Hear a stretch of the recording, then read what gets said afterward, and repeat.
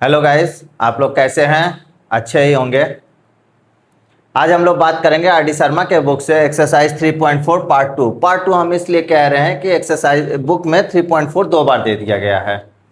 Class 10 से लिया गया एक क्वेश्चन है। क्वेश्चन नंबर 13 देखेंगे। क्वेश्चन नंबर 13 में पूछा गया है कि दोनों इक्वेशनों को जब हम सॉल्व करेंगे, के की ऐसी वैल्यू जब हम दोनों इक्वेशनों को सॉल्व करें तो हमारा रिजल्टेंट क्या है? Unique solution. पहले वाले क्वेश्चन में, सेकंड वाले में नो सॉल्यूशन आए। ये आपका क्वेश्चन है। नेक्स्ट कह रहा है is there a value of k, क्या के की कोई ऐसी वैल्यू हो सकती है जिसमें इन दोनों इक्वेशनों को सॉल्व करने पे जो सॉल्यूशन हमारा आए वो इनफाइनाइटली मेनी सॉल्यूशन आए। सॉल्यूशन टाइप के क्वेश्चन को समझने के लिए ये सबसे बेस्ट क्वेश्चन है। क्यों कह रहा हूं मैं ऐसा? क्योंकि इसमें आपको तीनों सॉल्यूशन देखने को मिल रहा है, यूनिक भी, नो भी और इनफाइनाइटली मेनी सॉल्यूशन भी। एक ही क्वेश्चन के अंदर आपके सारे डाउट क्लियर हो जाएंगे। क्लियर है? सॉल्यूशन मेनली तीन टाइप का होता है, यूनिक सॉल्यूशन, नो सॉल्यूशन और इनफाइनाइटली मेनी सॉल्यूशन। क्लियर है? जब हम तीनों सॉल्यूशन के बारे में पढ़ेंगे तो हम ये देखेंगे कि कैसे इन तीनों को ले करके हम इनको सॉल्व करते हैं। पहले हम सॉल्यूशन को ही समझ लेते हैं एक्चुअल में ये होता क्या है। सॉल्यूशन तीन टाइप का होता है। सॉल्यूशन की बात क्या करें? जब दो इक्वेशन हो हमारे पास इक्वेशन क्या है? 2x प्लस का ky equals to 1, 3x minus का 5y इक्वल्स टू 7। जब हम इन दोनों को सॉल्व करेंगे तो x और y की कुछ वैल्यू निकल कर आएगी, वही हमारा सॉल्यूशन होता है। क्लियर है? जब हम दो इक्वेशनों को सॉल्व करते हैं तो x और y की कुछ वैल्यू निकल के आती है, 4 या 5 या 7 इस तरह से, तो उसी को हम क्या करते हैं? रिजल्ट कहते हैं। लेकिन वो तीन तरह से निकल के आता है। कैसे? जैसे हम इन दोनों को सॉल्व किए तो केवल x और y की केवल एक वैल्यू फाइंड होकर आई। क्या? एक वैल्यू फाइंड होकर आई। एक वैल्यू का कहने का मतलब है कि x का कुछ वैल्यू निकला होगा, y का कुछ वैल्यू निकला होगा, उसके अलावा कुछ नहीं निकला होगा। तो उसको हम कहते हैं क्या? Unique solution. क्या कहते हैं? जब एक वैल्यू निकल के आई तो यूनिक सॉल्यूशन कहते हैं। जो ये चीज हो जो हमारे में फर्स्ट पार्ट में पूछा गया है, जब x और y की ढेर सारी वैल्यू निकल के आई, मतलब इसमें x और y की वैल्यू जब हम इन दोनों को सॉल्व किए तो कई वैल्यू निकल के आई, मतलब जैसे कि x की 2 और y की 3 निकल के आई, उस पे ये इक्वेशन सेटिस्फाइड है, ये भी सेटिस्फाइड है, तो उसको हम क्या कहते हैं? रिजल्ट कहते हैं। फिर x और y के 4 और 7 निकल के आए, या 5 और 12 निकल के आए, 8 या 9 निकल के आए, कुछ भी निकल के आए, मतलब निकलती रहे। तो एक से ज्यादा जब वैल्यू निकल के आती है तो उसी को हम क्या कहते हैं? Infinitely many solution. क्या कहते हैं? जब एक से ज्यादा निकल के आए तो ये वाला जो केस है हमारा, थर्ड वाला केस, वो होता है solution, infinitely many solution. Clear है? सॉल्यूशन का मतलब कि रिजल्ट। जैसे हमने इन दोनों को सॉल्व किया, x का मान लीजिए मान आया 4 और y का मान आया 3, तो ये क्या बताता है? ये बताता है कि x का मान अगर हम यहाँ 4 रखें और y का मान 3 रखें तो इसको करेंगे तो 1 आ जाएगा, मतलब इक्वल्स टू के बराबर हो जाएगा। यही इसका रिजल्ट होता है। x का मान यहाँ भी 4 रखेंगे, 3 रखेंगे तो यहाँ से 7 आ जाएगा। क्लियर है बात? इसी को हम सॉल्यूशन कहते हैं। और थर्ड केस क्या होता है? या तो x और y का कोई मान ही ना निकल के आए, ये भी तो हो सकता है, या तो एक मान निकल के आए, या तो एक से बहुत ज्यादा निकल के आए, या तो एक निकला ही ना। इसे क्या कहते हैं हम? No solution. यही तीन टाइप के ही सॉल्यूशन हो सकते हैं, इससे ज्यादा कुछ नहीं हो सकता है, और तीनों ही इस क्वेश्चन में पूछ दिया है। क्लियर है मेरी बात? तो आज हमें पूरा डाउट एक ही क्वेश्चन में क्लियर हो जाएगा कि होता क्या है बेसिकली सॉल्यूशन। इसको हम देखते कैसे हैं? हम इक्वेशन से समझते हैं। अगर हमारे पास इक्वेशन है a1x plus b1y plus c1, ठीक है, दूसरा वाला ले लें a2x plus b2y plus c2। हमें क्वेश्चन में इसी तरह के दो लीनियर इक्वेशन दिया रहता है, इन्हीं को हमें सॉल्व करके x और y की वैल्यू फाइंड आउट करते हैं। क्लियर है? अब वो जो हम x और y की वैल्यू फाइंड आउट करते हैं वो तीन तरह से आता है। वो ये है, हम बिना इन दोनों को सॉल्व किए हम ये बता सकते हैं कि उसका रिजल्ट उसका कैसा हो सकता है। कैसे? उसके कोफिशिएंट से, इसे वेरिएबल कहते हैं, इसे कोफिशिएंट कहते हैं। तो a1 अपॉन a2 अगर b1 अपॉन b2 के बराबर नहीं है तो यूनिक सॉल्यूशन कहलाएगा। क्लियर है, ये फिक्स है। तो हम फिर C1 और C2 पे जाएंगे ही नहीं, या तो ये C1 और C2 के बराबर हो या तो नहीं हो, इससे हमसे कोई मतलब ही नहीं है। पहले ही पे अगर हम देख लिए कि ये अगर इक्वल नहीं है तो ये यूनिक सॉल्यूशन ही होगा, कंफर्म हो गया 100%। अब अगर बाय चांस ये बराबर हो गया,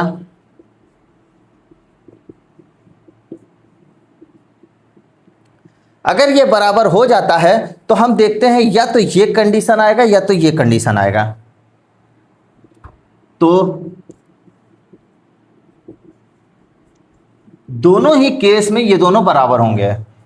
अब हम कैसे डिसाइड करेंगे कि ये वाला इसका कंडीशन है, ये वाला इसका कंडीशन है? यहां तो हम लोग फंस गए। तो ये डिपेंड करेगा C1 अपॉन C2 पे। अगर ये C1 अपॉन C2 के बराबर हो गया तो ये वाला कंडीशन होगा, इनफाइनाइटली मेनी सॉल्यूशन।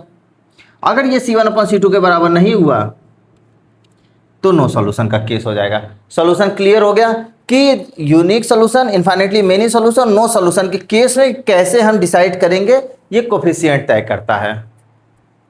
अब हम आते हैं क्वेश्चन पे।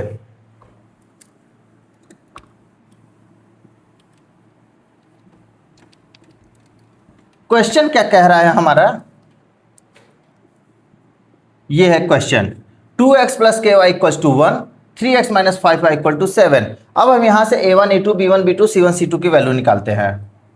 पहला वाला क्या है, 2x plus k y equal to 1, यहां से a1, इसको हम वही उस तरह से जो लिखे थे a1x plus b1y plus c1 equal to 0 से कंपेयर कराएंगे। तो 1 को हमें इधर लेना पड़ेगा क्योंकि c1 क्या है, इधर है।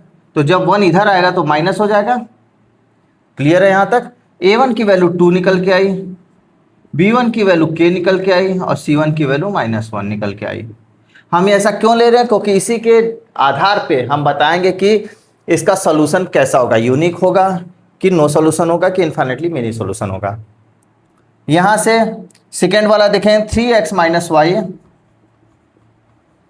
Equal to 7। यहां से इसको कंपेयर कराएंगे a2x से plus b2y plus c2 equal to 0। इसको भी 7 को क्या करेंगे, हम इधर ले लेंगे। जब इधर आता है तो आपको पता है इक्वल टू के इधर उधर होता है तो साइन चेंज हो जाता है। a2 का मान आया 3, b2 का मान आया -5 और c2 का मान आया -7। यहाँ से हमने a1 a2 b1 b2 और फर्स्ट कंडीशन हमें क्या है मिला है, यूनिक सॉल्यूशन। यूनिक सॉल्यूशन में हमने अभी चर्चा किया था कि जब यूनिक सॉल्यूशन हो, पहला वाला केस देख रहे हैं, कौन सा वाला, यूनिक सॉल्यूशन। क्या बोला है हमसे, a1 upon a2 is not equal to b1 upon b2 होगा। क्लियर है? तो हम यहां पे वैल्यू पुट करते हैं। जब वैल्यू पुट करेंगे तो क्या है, 2/3 k अपॉन -5।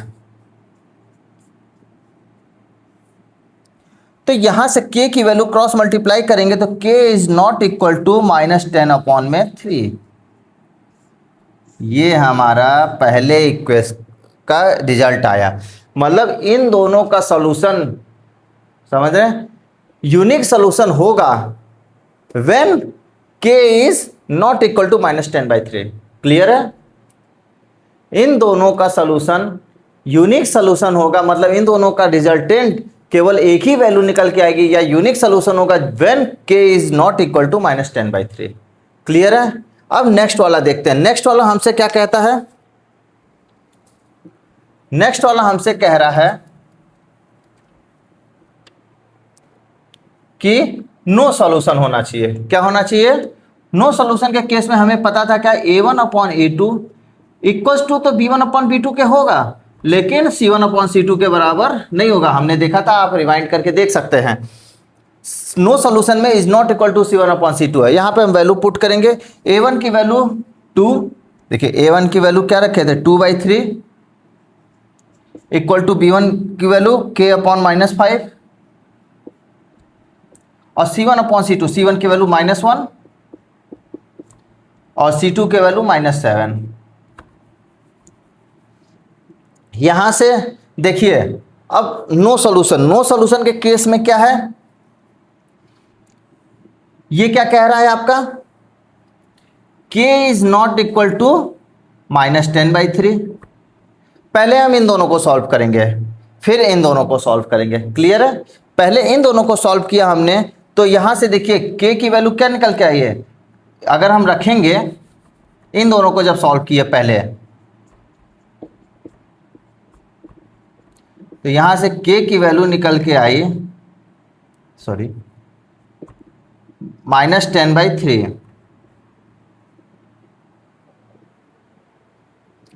क्लियर है? कह रहा है k की वैल्यू -10/3 यहां से। अब मान लीजिए इस, देखिए इसमें इसको भी हम सॉल्व करते हैं, इसको भी सॉल्व करते हैं, दोनों को ही सॉल्व करते हैं और दोनों में टैली कराते हैं कि कौन सा रिजल्टेंट सुटेबल बैठ रहा है, इसके लिए भी और इसके लिए भी, वही रिजल्टेंट होता है हमारा। अब दूसरे वाले को सॉल्व करते हैं। दूसरे वाला क्या कह रहा है हमारा, दूसरा वाला क्या कह रहा है, k/-5 is not equal to -1/7। तो माइनस माइनस कैंसिल आउट हो जाएगा, k की वैल्यू हो जाएगी -5/7। तो हमारे पास रिजल्टेंट आया k की वैल्यू -10/3 और k is not equal to -5/7। तो ये कह रहा है कि जब दोनों इक्वेशनों का सॉल्यूशन नो सॉल्यूशन होगा व्हेन k की वैल्यू -5/7 ना हो, k की वैल्यू -10/3 हो, तो हमारा रिजल्टेंट क्या हुआ, ये कह रहा। अगर यहां पे निकल आता k की वैल्यू -10/3 नहीं होगा, तो रिजल्टेंट k की वैल्यू कोई नहीं निकलती। क्लियर है?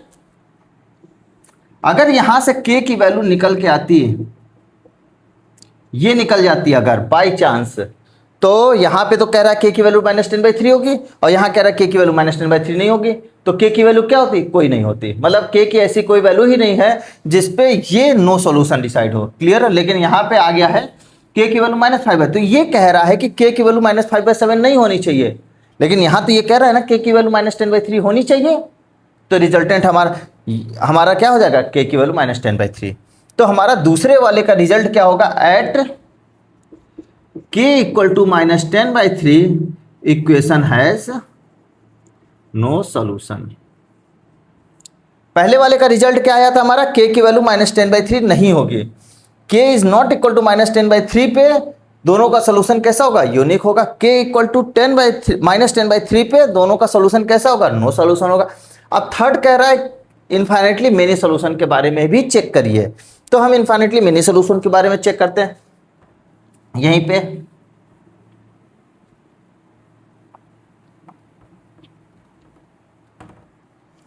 क्या कह रहा है, इनफाइनेटली मेनी सोल्यूशन में क्या होता है, तीनों ही बराबर होता है। आप रिवाइंड करके पीछे बैक करके देख सकते हैं। इनफाइनेटली मेनी सोल्यूशन में हमने चर्चा किया था a1/a2 b1/a2 और c1/c2 तीनों ही क्या होते हैं, बराबर होते हैं। तो जब तीनों को बराबर कर देंगे तो देखते हैं, पहले इनको सॉल्व करेंगे फिर इनको सॉल्व करेंगे और जो कॉमन होगा वो हम उठा लेंगे। जब हम इसको सॉल्व किए तो क्या आया, 2/3 इक्वल्स टू k/-5। तो यहां से k की वैल्यू आई -10/3। क्लियर है? इन दोनों को सॉल्व करने पे k की वैल्यू -10/3। अब इन दोनों को सॉल्व करेंगे, कह रहा है k/-5। आपको पता है माइनस माइनस कैंसिल आउट हो जाएगा, तो k की वैल्यू -5/7। अब देखिए यहां मामला फंस गया। मामला कैसे फंस गया कि इसमें तो कह रहा है k की वैल्यू -10/3 पे इसका क्या होगा सोल्यूशन, इनफाइनाइटली मेनी सोल्यूशन होगा। लेकिन दूसरे वाले में कह रहा है नहीं नहीं, k की वैल्यू -5/7 होगी, तब इसका सोल्यूशन जो होगा, इन दोनों इक्वेशन का सोल्यूशन इनफाइनाइटली मेनी सोल्यूशन होगा।